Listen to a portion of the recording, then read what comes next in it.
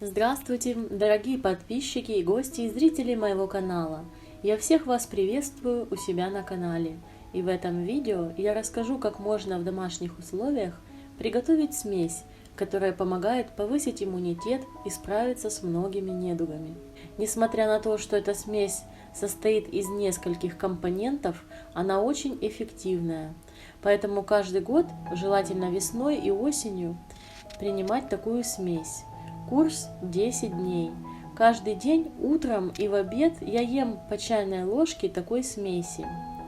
Как ее приготовить? А приготовить ее очень легко и просто. Я беру 1 чайную ложку имбиря.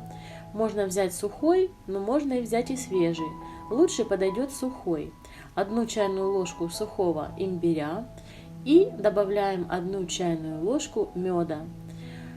Далее к этой смеси добавляем 1 чайную ложку яблочного уксуса. И все хорошо необходимо перемешать. Вот такая вот полезная смесь получается.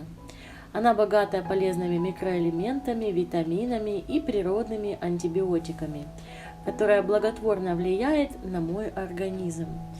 Всем спасибо за просмотр, лайки, комментарии и подписку на канал. До скорой встречи на канале. Будьте здоровы и не болейте!